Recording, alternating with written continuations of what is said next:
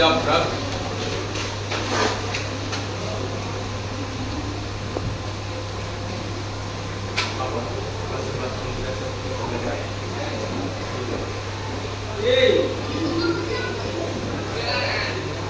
Sebelum melaksanakan pembelajaran, marilah kita berdoa.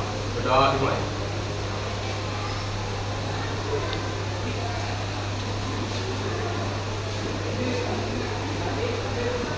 Berdoa selesai. Istirahat di tempat, gerak. Oke, selamat siang. Apa kabar hari ini? Baik. Oh iya, Ibu cek kehadiran dulu ya. Siapa yang hadir ini tidak masuk? Ya enggak? Hari ini teman-teman, kita akan masuk ke materi baru. Kemarin kan kita sudah sudah mempelajari pengertian apa sih itu karya ilmiah dan bagaimana ciri-cirinya. Nah, hari ini kita akan membahas materi dengan tujuan mengidentifikasi struktur atau sistematika karya ilmiah dan kebahasaannya. Nah, seperti yang kita tahu, setiap teks itu pasti ada struktur sama kebahasaan, ya kan?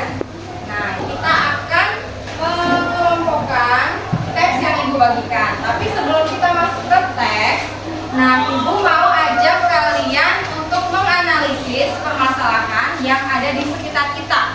Nah, kita ini kan dari Kalimantan Tengah. Kita sekolahnya di Kalimantan Tengah letaknya kan. Nah, supaya kita mengenal dengan daerah kita, alangkah baiknya kita itu mengetahui budaya-budaya apa sih yang ada di daerah kita. Nah, ini ada orang Dayak di sini? Yang asli Dayak? Ada? Ada. Siapa? Oke, banyak ya, banyak yang orang Dayak di sini. Nah, kebudayaan Dayak itu kan dari dulu ada ya, ada, dan sekarang pun masih ada. Nah, Ibu mau tanya, kira-kira kalian ini sebagai putra-putri Kalimantan Tengah, apakah masih tertarik atau masih mengikuti perkembangan budaya yang ada saat ini? Budaya apa ya? Tari apa yang kalian ketahui? Tari mandau. Ada yang pernah menarikan tari mandau? Pernah? Itu acara apa, Rianti? Ada gelar karya di sekolah. Oke, jadi itu ya, pernah di sekolah menari mandau. Terus ada lagi yang punya pengalaman tentang budaya Kalimantan Tengah? Kalau budaya masih sering dinyanyikan di sekolah ya? Oke. Terus kalau alat musik misalnya, ada yang mempelajari? Yang terkenal di sini kan apa? Karungut. Iya, karungut. Ada nggak di kelas ini yang pernah mencoba memainkan alat-alat musik itu? Iya, pernah. Pernah. Oh, oke. Itu di sekolah apa kamu pernah gabung di komunitas di luar? Jadi itu di sekolah. Oh, itu di sekolah. Ada ekskulnya gitu ya? Itu pas gelar karya. Oh, waktu gelar karya. Jadi ada nari, ada karungutnya. Oke. Nah, kalau untuk upacara-upacara ada yang pernah ikut? Tiwa, misalnya pernah ikut atau menonton, menyaksikan pernah? Menyaksikan saja, Bu. Oh, menyaksikan pernah, tapi ikutnya enggak ya? Cuma menyaksikan aja. Maksudnya terlibat dalam upacaranya gitu? Enggak? Tidak. Oh, tidak, hanya menyaksikan aja ya. Oke, nah itu tadi sedikit pengenalan kita tentang budaya-budaya yang ada di daerah kita, Kalimantan Tengah ya. Ada upacara-upacara adat, nyanyian, tarian, ya. Itu sebagai bahan kita itu juga sering dibahas oleh akademisi-akademisi untuk menulis karya-karya ilmiah. Nah, karya ilmiah ini kan biasanya, pasti didasarkan pada data. Ada penelitiannya, entah itu penelitian dalam bentuk angket bisa, terus emang di data pertanyaan-pertanyaan itu bisa, itu ada datanya pasti ya, atau observasi pengamatan yang dilakukan. Nah, itu intinya kalau karya ilmiah itu harus berdasarkan data, ya, berdasarkan data. Jadi sifatnya apa? Objektif atau subjektif? Kalau berdasarkan data.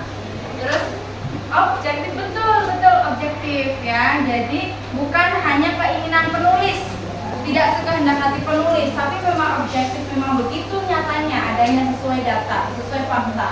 Nah itu sifatnya karya ilmiah. Itu ciri-ciri juga. Ya, Ibu akan membagikan LKPD. Nanti di sini ada 2 karya ilmiah. Ibu cantumkan satu aja di sini, satu karya ilmiah. Tapi satunya nanti Ibu kirim lewat PDF karena karya ilmiah itu kan banyak. Jadi yang ini nanti kalian analisis ini termasuk karya ilmiah apa, dan satu lagi yang ada di PDF itu termasuk karya ilmiah apa.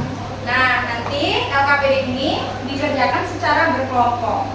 Satu kelompok 5 orang. Jadi dalam kelas ini ada 6 kelompok. Jadi berkelompok mengerjakan LKPD ini. Langsung aja kalian bentuk kelompoknya ya. Gue bagikan LKPD.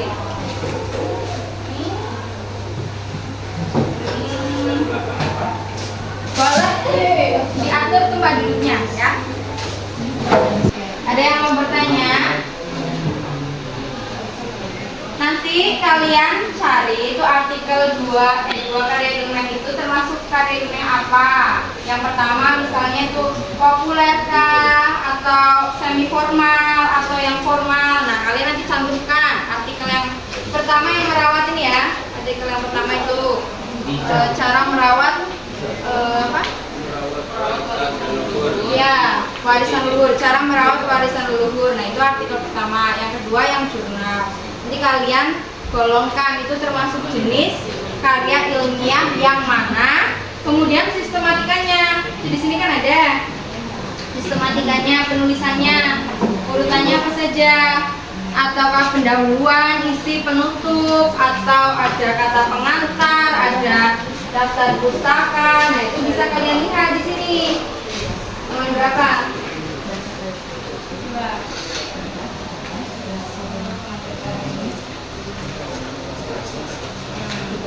Ini ada jenis-jenisnya dan ciri-cirinya nih. Oke. Bisa dibagi 2 penugasannya itu tadi. Ada yang menganalisis yang di sini, ada juga yang menganalisis di PDF itu. Oke.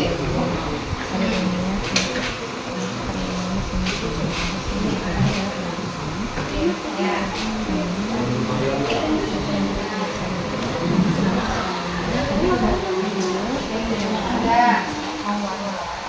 Banyak banget yang perlu kalian analisis. Itu tentukan jenisnya apa. Nah, yang ini jenis artikel jenis karya ilmiah apa.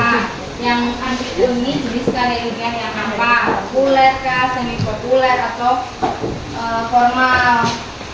Populer, formal, atau semi formal itu. Pilih terus. Tuliskan sistematikanya. Sistematikanya itu apa aja, atau hanya bagian pendahuluan, isi, penutup, ataukah ada daftar isi abstrak, pendahuluan, kata pengantar. Nah itu sambil dibuka bukunya mana, buku paketnya ada di situ. Di bab 3.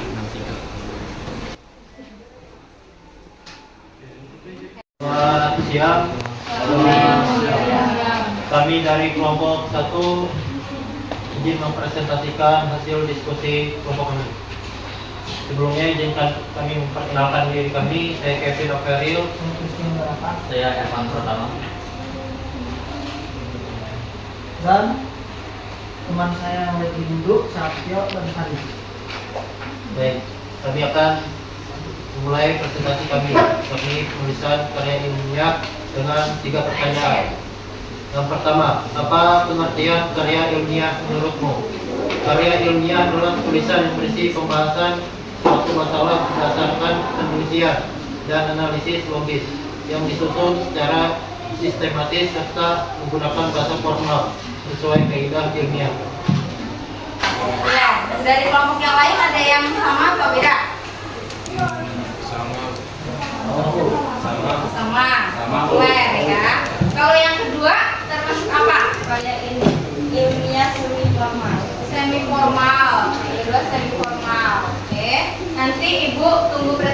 selanjutnya ya, kelompok yang kedua.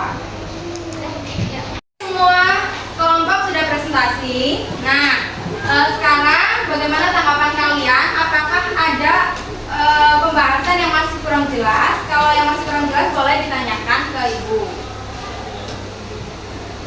Paham? Atau ada yang kurang dimengerti? Oke. Apa itu bahasa denotatif? Bahasa denotatif.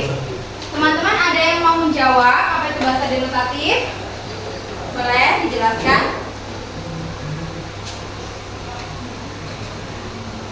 Paham belum tadi bahasa denotatif? Oh belum, oke.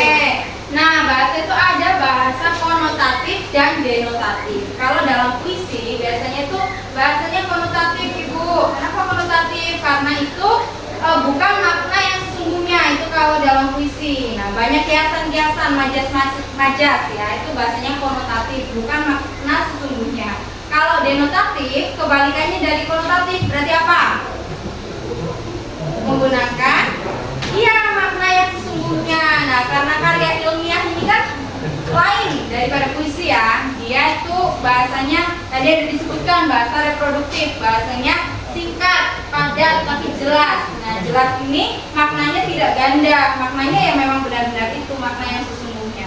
Itu bahasa denotatif. Ya, ada lain yang mau ditanyakan? Paham ya? Sampai sini paham ya? Oke, berarti kalau paham, untuk pertemuan minggu depan, ya perhatikan pertemuan minggu depan kita akan menulis, ya akan menulis karya ilmiah. Karena kan tadi kalian sudah menganalisis, sudah tahu nih karya ilmiah yang seperti apa. Nah, pertemuan minggu depan kita akan belajar menulis karya ilmiah. Masih tema kebudayaan ya. Oke, tetap semangat untuk kalian, tetap belajar di rumah ya. Semoga hari-hari kalian tetap menyenangkan dan jangan lupa walaupun masih kelas 11 tapi jangan santai, tetap belajar ya. Karena sebentar lagi juga ini ya, ulangan akhir. Kan ulangan akhir ini karena ini bab terakhir ya kan. Nah, jadi harus tetap semangat. Ya, berasa sekian pertemuan kita hari ini. Untuk ketua kelas tolong dipimpin doa. Sebelum mengakhiri pembelajaran, marilah kita berdoa. Doa dimulai.